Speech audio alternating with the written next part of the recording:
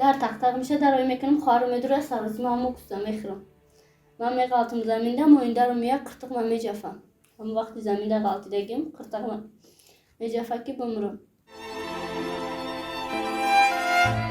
از پدرم خبری نیست و نمیخواهم یکون خبرم شنوم نمیخوام ببینم زندگی به مثل یک زندان بود که مجبور من کاری را که نمیتونی مجبور میکنن تا که هم کار بکن وقتی من را صحنه برآوردن مقصد لباسای نیم برهنه بودن پوشاندم برآمدم من خود گم کردم پدر مادر قناتهای دختره وقتی پدر میمیرد یک قنات دختر میشکند مادر میمیرد هر دو قنات و دیگر شما رو همچون رقاصه نیو همچون بلاگر اعتراف میکنن دیگه امید ندارم برای زندگی ادامه دیم شوهر کنیم من میخوام که یگان کار گیرم دورو табиб танҳо як сабаб аст аммо шифои он дар дасти аллоҳ аст. Ширкати шифофармо намудҳои гуногуни доруҳоеро пешниҳод месозад ки барои баровардани риш, барои баровардани мӯи сар, барои нест кардани бӯи бадан, барои фарбеҳ шудан, барои хароб шудан, ҳамчунин барои бемории гурда ва бемориҳои мардонавзанона ба шумо кӯмак мекунад. Аз номи канали Меҳробро салом фиристед, тахвили оҷро ҳатман ба даст меоред. Рақамҳо дар рӯи экран.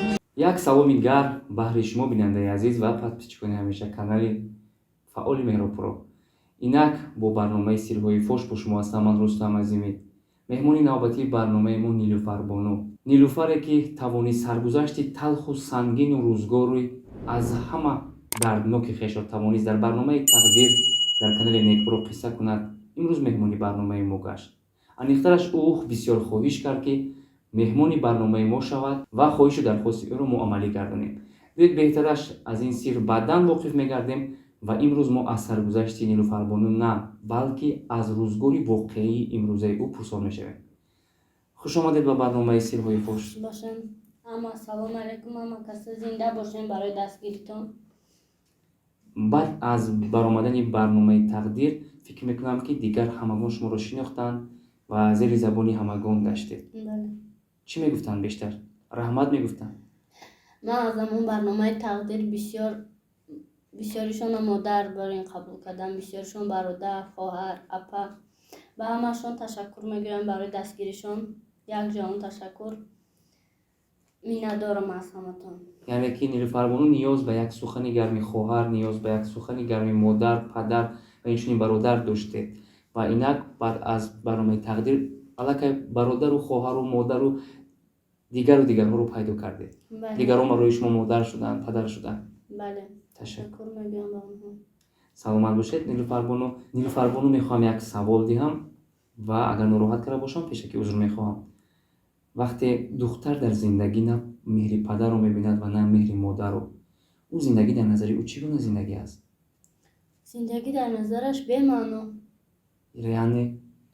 яъне чихел падар надорӣ модар надорӣ я ҳичка нестӣ. падар модар қанотҳои духтара вақти падар мемирад як қаноти духтар мешканад модар мемирад ҳар ду қанот. мақсад бемодарӣ қинай бепадарӣ бемодарӣ ман рӯза гузарондам шукронаи худо ози модарма пайдо кардагим дар бармай.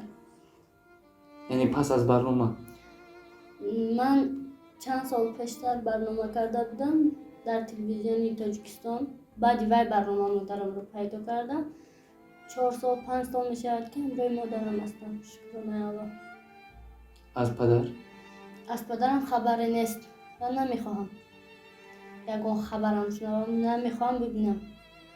ман ва ёда дар кор нестам чидам аввора бикорам. вақте шумо дар хонаи падар будед моидаратон шуморо мезад пеш мекард ва ҳатто суханҳои қабеҳ мегуфт.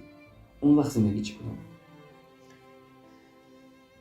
зиндагӣ ба мисли як зиндон буд ки маҷбур мана кореро ки наметунӣ маҷбур мекунанд та ки ҳамон кора бикун.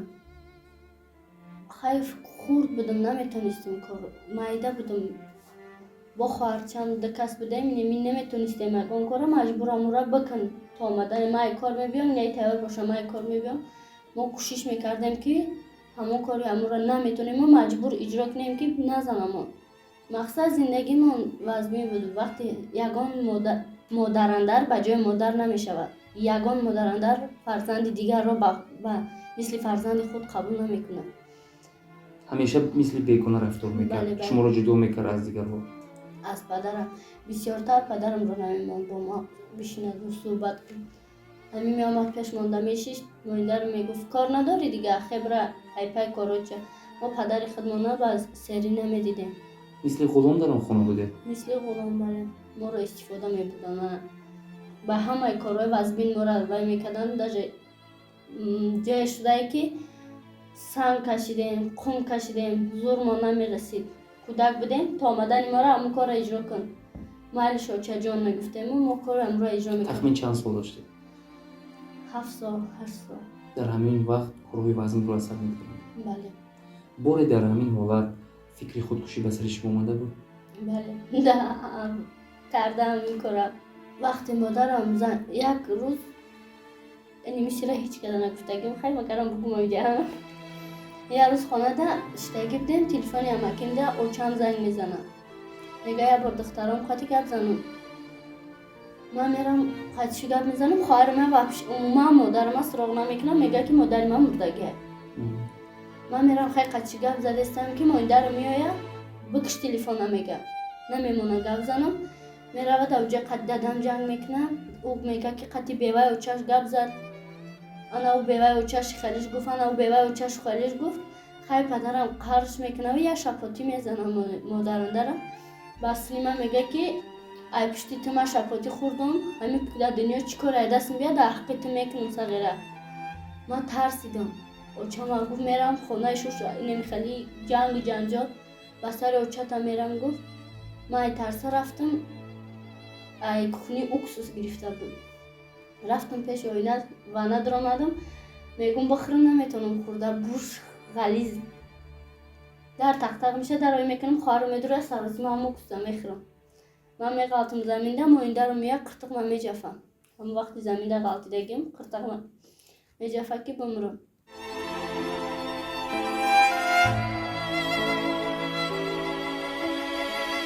پدر میایه میگیره بنیسه میبرم در بنیسه اجور بخواب بود 2 ماه قریب. معلمه گفت چی میخوایی تو برای چی رفتی؟ گفتم که معلمه من میخوام مادر داشته باشم.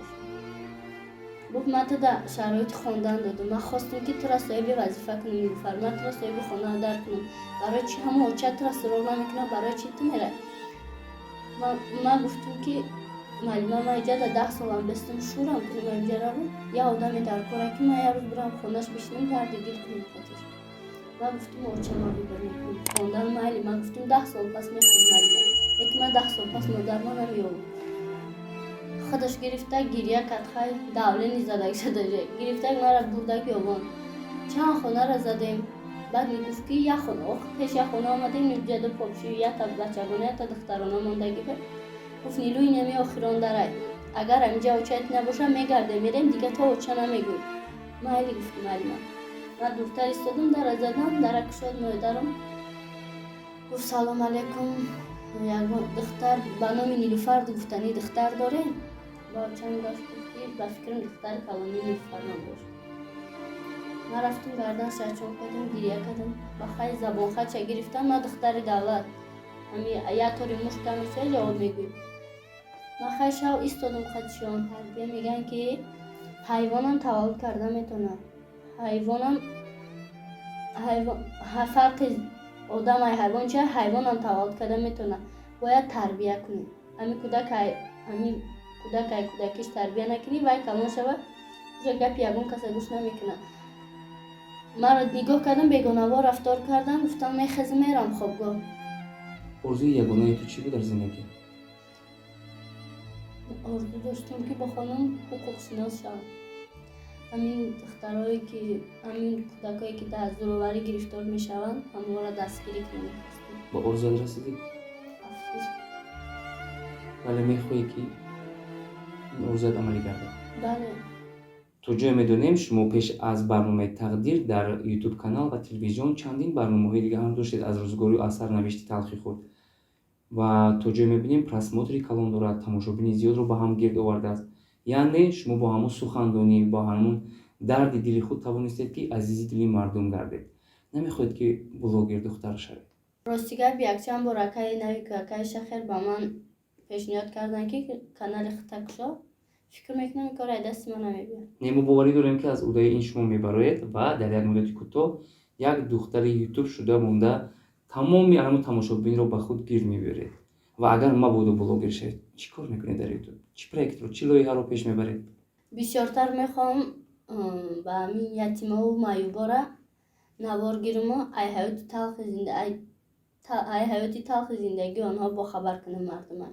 барои проекти ҷолибу хуб буданаш мо аҳли эҷоди канали Меҳроб Про тайёрем ки шуморо бо анами таҷҳизоту таъмин кунем ва ба шумо канал кушоем ва шумо коратонро идома диҳед. То як муддат мо шуморо дастгирӣ мекунем, ҳамин ки шумо дастатон дар ин кор рост шуд ва дигар шумо метавонед худатон озодона пеш баред. Розӣ ҳастед? бале, ташаккури зиёд ба канали Меҳроб Про барои дастгиритон миннатдорам. вақте мардум нисбати рақоса будани шумо ҳар гуна ақида доранд ва ҳар гуна ақидаҳои хешро дар комментҳо навиштанд, шумо вақте ин суханҳоро аз забони анамун роҳгузар бошад ё ин ки мухлисон бошад, нафароне ки шуморо тамошо карданд, мешунавед, асабӣ мешавед, гирья мекунед ва ё ин ки ситеза мекунеду ҷангу ҷанҷол мебардоред? Не, баръакс, ба ман писанд омад. ҳамон ягон комменти безеб нест. ҳамашон мехоҳанд ки ман ҳамин роҳи раста бирам, мақсад ҳамин кор ма партом ягон кори соз гирим ки мақсад меган гапи безеб нест, ҳамаст барои хубии худам гуфтагианд. ман ҳамашон миннатдорам, барои дастгиришон миннатдорам. ва дигар шуморо ҳамчун рақоса неву ҳамчун блогер эътироф мекунам ва барномаҳои ҷолиби шуморо интизор мешавам. иншоалло. ташаккур. умуман барои духтар ва ё ин ки зан хушбахтӣ чӣ аст? барои зан хушбахтӣ шавҳар, фарзанд, оилаи нағз. ва ҳамчунин шумо оиладор ҳастед? оиладор ҷудо шудагием, як фарзанд дорам. Алифия Бону. духтара? бале. бисёр номи зебо. кай ҷудо шуда будед? як сол зиёдтар мешавад. бо чӣ сабаб? бо сабаби рашк, якдигар нофаҳмӣ.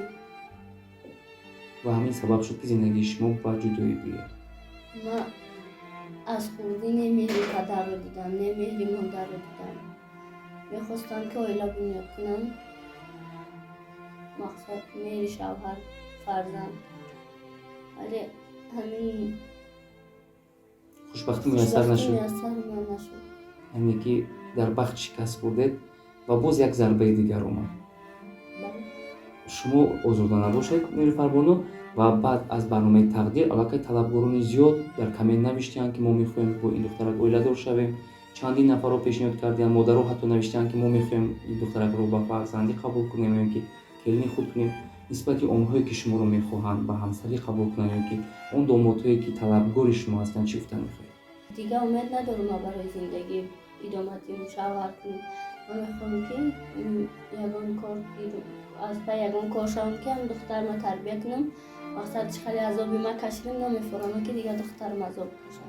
вақте дар барномаи пешин шумо нақл карда гузаштед ки вақте ман барои ба ҳайси пешхизмат ба кор омадан ворид тарафхона шудам, онҳо гуфтанд ки ту аз уддаи кор намебаред ва ба ман либосҳои раққосагӣ пӯшонанду маро ба саҳна бароварданд. ҳамон ҳолат зиддият нишон надодед? рад накардед? не, ман маҷбур будам. ба чӣ маҷбур будед? ба пул ниёз доштед? бале, модарам ба беморӣ гирифтор буд. ба ман пул даркор буд ки ман ба ҳисада хоб кунам. ман ба пули офитсианткагӣ натонистам. ман якам рӯзи кор кардам, рафтам якам модарро бурдам ба ҳисада хоб кардам. вақте маблағ ёфтед модарро шифо бахшидед? бале. баъд дидам ҳамин корда мақсад ягон ман касбма дӯст медорам. ман аз касбам норозӣ нестам. ман 5 сол шуд ба ҳамин роҳ нон мехӯрам. мақсад ман ба роҳи бад нарафтам. ман ризқи худам дар ҳамин роҳ дидам. ин рақс ҳар кас наметавонад. ман ай хурдӣ будам, дар ёди ман синфи 1 будам. иди алифбода байди Фирӯза Ҳафиз ва Бачабро майдони ай ҳамучен ман раққосагӣ сар кардам. синфи 1 будам, рақс мекардам дар мактаб. то синфи нера ҳама чорабинои мактаб дарм хел рақс мекардам. вақте ман саҳна баровардам, мақсад либосҳои нимбарахна будан, пӯшондам биромадам, ман худам гум кардам. ҳамин хел якум рӯз ҳамин хел худам гум кардам, не ки کار کردم، یکم روز 1000 سوم زیاد کار کردم، بردم راست اوچم و بین صدا خواب کردم و دیدم که خیلی همین راه آسانی پر کردنی برفتم همین رده.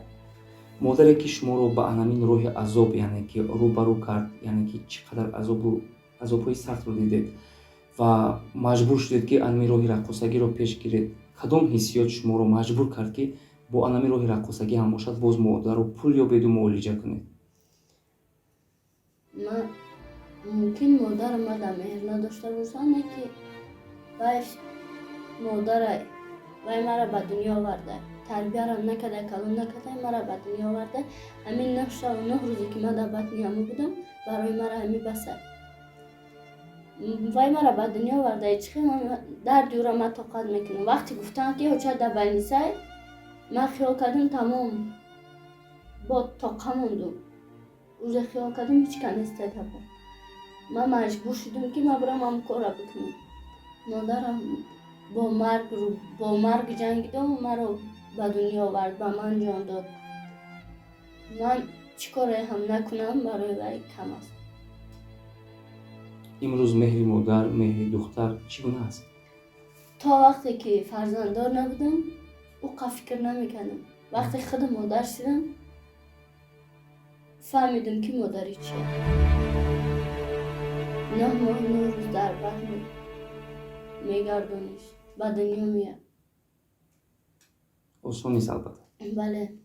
نسبت اون پدرانی که دختران خود رو میپرتویند، نگاه‌بینی میکنند و عذاب و چی روزگارهای سخت رو به سرشان نمیارند، طریق همین اکران ما چی گفتن میخواهید به این گونه پدرها؟ پدرایی که فرزندان خود رو میپرتویند، زنده یتیم میکنند و به سراغشان نمیآیند، حتما در آخرت جوابش رو میتن. وقت نشان دهد و پدر شما با پشیمانی‌های زیاد برگردد و نزد شما عذرخواهی کند، قبول میکنید؟ من یک آن کس من پدرم ده بدی نمیخوام.